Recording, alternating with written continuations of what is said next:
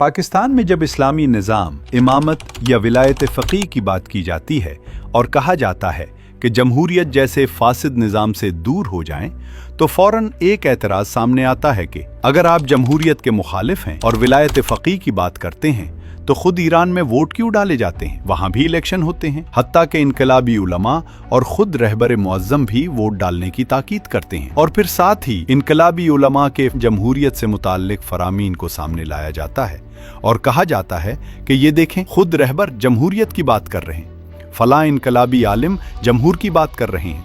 रहबर और उलमा की वोट डालते हुए तस्वीरें नशर करना शुरू कर देते हैं। यह एतराज बज़ाहिर बहुत मजबूत लगता है, लेकिन हकीकी तौर पर मोमिनीन को धोखा दिया जा रहा होता है और मोमिनीन की आंखों में धूल झोंका जा रहा होता है। आज की इस वीडियो में हम इसी सवाल को अक्ल और हकायक की रोशनी में परखेंगे। सबसे पहले जरा ईरान मुखालिफ कुव्वतों के बयानिए को सुनिए।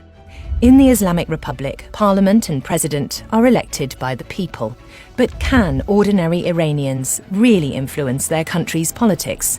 The head of state is a Shiite cleric known as Supreme Leader of the Islamic Revolution and appointed by an assembly of experts.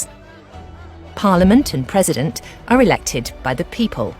This creates tension between the absolute sovereignty of God and the democratic will of the people. Was Iran ever a democracy? This new system was not a democracy in the classical sense, but a unique blend of Islamic governance. Rest.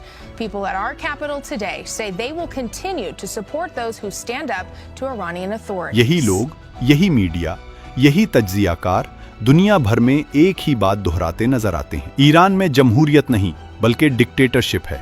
Why are you fighting for a free Iran? Because it's time for the people of Iran to have true democracy.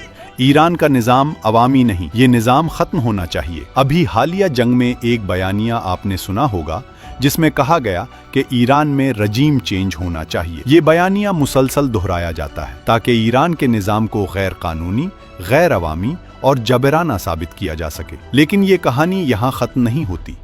यही Iran मुखालिफ अनासिर ईरानी अवाम को एक और बात भी समझाते हैं और जिसकी खूब तशहीर करते हैं, वो ये कि वोट मत दो, इलेक्शन का बाइकाट करो। ईरानी निज़ाम में वोट देना बेफायदा है। अगर आप हकीकी जमहूरी निज़ाम चाहते हो तो इस मौजूदा निज़ाम पर अदम एतमाद करते हुए इलेक्शन में शामिल ना हो। उनका कहना है कि अगर अवाम वोट नहीं देंगे तो दुनिया को पैगाम जाएगा कि हम इस इस्लामी निज़ाम को नहीं मानते, हम इस निज़ाम की खिलाफ हैं। अब यहाँ एक बुनियादी सवाल पैदा होता है, अगर वाकई ईरान में जमहूरियत नहीं तो फिर वोट ना देने से कौन सी जमहूरियत को नुकसान पहुंच रहा है? यहाँ ईरान मुखालिफ बयानिया खुद अपने अंदर तजाद का शिकार हो जाता है। एक तरफ कहते हैं ईरान में जमहूरियत नहीं, दूसरी तरफ कहते हैं वोट ना दो ताकि निज़ाम पर अदम एतमाद जाहिर हो। अगर वोट जमहूरियत का हिस्सा है और यहाँ जमहूरियत नहीं, तो फिर आप खुद मान रहे हैं कि यहाँ वोट की अहमियत है। और अगर वोट की अहमियत है तो फिर सवाल ये नहीं कि जमहूरियत है या नहीं, बल्कि सवाल ये है कि ये वोट किस चीज की अलामत है, इसकी अहमियत क्यों है। अब आइए ईरान के सरकारी और इनकलाबी मौक़िफ़ को समझते हैं। ईरान के हुक्काम, उलमा और खुद रहबर मुअज़्ज़म बार बार कहते हैं सब वोट डालने आए। अवाम की शिरकत दुश्मन के प्रोपेगेंडे को नाकाम बनाती है। इलेक्शन से एक दिन पहले रहबर मुअज़्ज़म की तकरीर आ जाती है कि कल सुबह सब वोट देने के लिए निकलें और ईरान मुखालिफ कुव्वतों के मुंह पर जोरदार तमाचा मारें। और अगले दिन सबसे पहले खुद रहबर मुअज़्ज़म वोट डालने जाते हैं। यहाँ वोट डालने और मुल्क का जमहूरी होने का मतलब ये नहीं कि अवाम शरीयत बनाती है या कानून इलाही को वोट से बदला जा सकता है, बल्कि इसका मतलब है कि इस निज़ाम पर अवाम का एतमाद इस्लामी निज़ाम की ताईद है। जमहूरी इन मानों में है जिसकी तमाम इनकलाबी उलमा और खुद रहबर मुअज़्ज़म ताकीद फरमाते हैं और खुद भी जाकर वोट देते हैं। अब आप खुद बताएं, दुनिया में कोई निज़ाम क्या अवाम की हिमायत के बगैर लागू हो सकता है? अगर ऐसा कोई निज़ाम है तो इसकी मिसाल सामने लाएं, लेकिन हकीकतन ऐसा नामुमकिन है। यहाँ एक निहायत अहम फर्क को समझना जरूरी है। मगरबी जमहूरियत में अवाम कानून बनाते हैं, हक व बातिल का फैसला अक्सरियत करती है, जबकि ईरान के इस्लामी निज़ाम में कानून अल्लाह का है, हाकिमियत खुदा की है। अवाम का किरदार इस निज़ाम की ताईद और हिमायत है। यही वजह है कि ईरान में वोट का मतलब इनकलाब इस्लामी, विलायत फ़क़ीह की हिमायत है। इमाम अली बावजूद इसके कि अल्लाह की तरफ से मुकर्रर करदा हाकिम थे,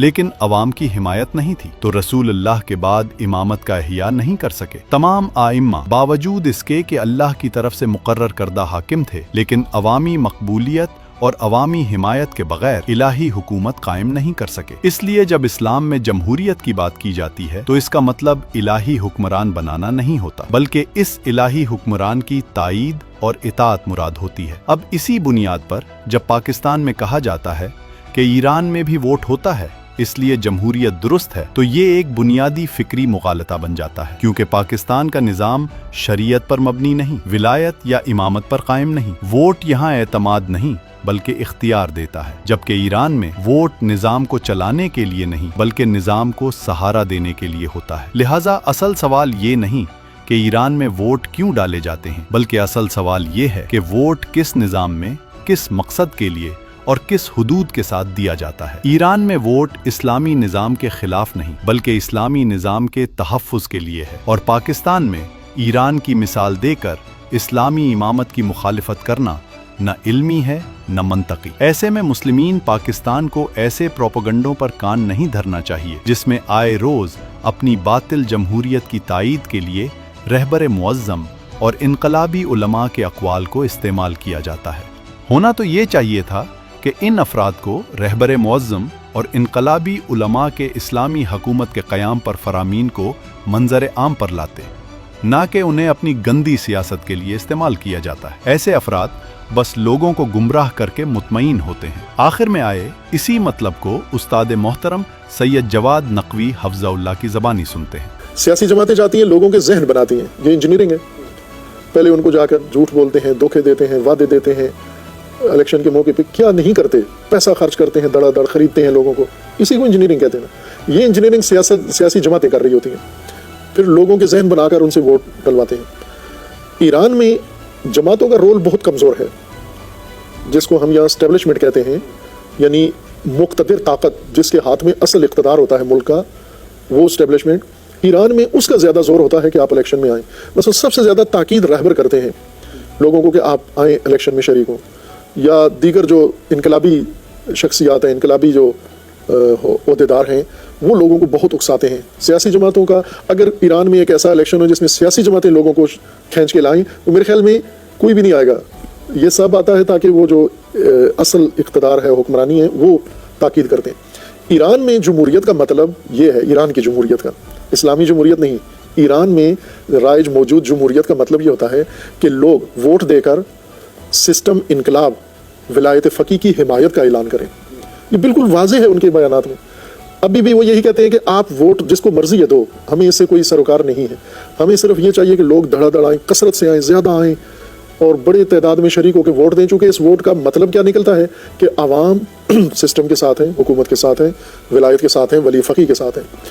ایران میں ووٹ کا مطلب یہ نہیں ہوتا کہ پریزیڈنٹ کے ساتھ ہیں، ایران میں ووٹ کا مطلب ہوتا ہے کہ سب رہبر کے ساتھ ہیں، جس کو بھی ووٹ دیا، جس نے بھی۔ اس لیے وہاں پر ولی فقیہ اور انقلابی طاقتوں کا اور علماء اور مراجع کرام، ان کا بہت زور ہوتا ہے کہ لوگ آئیں۔ اس سے بے نیاز ہو کر کے کون جیتتا ہے یہ ثانوی بات ہے، یہ کہنا چاہتے ہیں کہ وہ آئیں۔ جیسے بعد میں اگر بات کہیں آئی تو میں عرض کروں گا، اشارہ بھی کر دیتا ہوں کہ مثلا اسلام میں جمہوریت کیا ہے۔ اسلام میں جمہوریت کا مطلب ہوتا ہے اطاعت، اولی الامر کی اطاعت، یہ جمہوریت ہے۔ اولی الامر تعین کرنا نہیں ہے، اسلام میں ہے کہ آپ اطاعت کرو۔ ایران میں یہ کہا جاتا ہے کہ آپ حمایت کرو اپنے الیکشن کے ذریعے، ووٹ کے ذریعے۔ مثلا پارلیمنٹ کے الیکشن ہے تو بھرپور ووٹ ڈالو، خبرگان کے الیکشن ہے بھرپور ووٹ ڈالو، بلدیاتی الیکشن ہے بھرپور ووٹ ڈالو، صدارتی الیکشن ہے بھرپور ووٹ ڈالو۔ 3-4 طرح کے الیکشن ہوتے ہیں، تو اس سے وہ رزلٹ یہ لیتے ہیں کہ آپ زیادہ ووٹ ڈالو تاکہ دنیا کو یہ میسج ملے کہ ساری ایرانی عوام سسٹم کے ساتھ جڑے ہوئے ہیں، الگ نہیں ہے، مخالف نہیں ہے۔ اب یہاں ایران میں مثلا پاکستان میں اگر کوئی بیرونی طاقت انڈیا میں یا باقی کسی جمہوری ملک میں مداخلت کرے تو وہ یہ کرتے ہیں کہ اپنی مرضی کا کینڈیڈیٹ جتانے کے لیے لوگوں کو اکساتے ہیں۔ مثلا پاکستان میں جیسے موجودہ پارٹی ہے تو ان کو سب نے اپنا اپنا اثر رسوخ استعمال کیا، اسٹیبلشمنٹ نے فلاں نے، کہ یہ پارٹی جیتے۔ ایران میں باقی جو ملک ہیں دخالت کرتے ہیں، جیسے امریکہ ہے یا عرب ممالک ہیں، ان کی یہ نہیں ہوتی رائے کہ ایران میں آ کر مثلا فلاں آدمی کو ووٹ ڈال دیں، اصلاح پسند ہے، ریفارمسٹ ہے۔ ہونا تو یہ چاہیے نا کہ اگر وہ ایران کے انتخابات میں مداخلت کرتے ہیں جیسے امریکہ روس میں کرتا ہے، روس امریکہ میں کرتا ہے، تو روس نے مثلا ٹرمپ کو جیتنے میں مدد دی، یہی مداخلت ہوتی ہے۔ ایران کے انتخابات میں مداخلت یوں نہیں ہوتی کہ کس کینڈیڈیٹ کو دینے کس کو نہ دیں، بلکہ ایران میں باقی ساری دنیا کی یہ تاکید ہوتی ہے کہ لوگ ووٹ نہ ڈالیں، بائیکاٹ کریں۔ ابھی بھی زیادہ زور اس پہ لگایا جا رہا ہے کہ عوام سرے سے شرکت ہی نہ کریں، اور ابھی سے یہ کہہ رہے ہیں کہ ٹینیور بہت تھوڑا ہوگا، لوگ نہیں آئیں گے، فلاں ہوگا، ابھی سے یہ ماحول بنانا شروع کر دیں کہ لوگ نہ آئیں۔ لوگ، چونکہ ایران میں الیکشن کا مطلب فلاں فلاں کا جیتنا نہیں ہوتا، ایران میں الیکشن کا مطلب ولایت فقیہ کی حمایت یا انقلاب کی حمایت سمجھا جاتا ہے، اور وہاں کی اسٹیبلشمنٹ بھی یہی انجینئرنگ کرتے ہیں کہ کون جیتے کون نہ جیتے، یہ انجینئرنگ ثانوی حیثیت رکھتی ہے، لیکن لوگ زیادہ سے زیادہ شرکت کریں، یہ ان کی پہلی ترجیح ہوتی ہے وہاں پر۔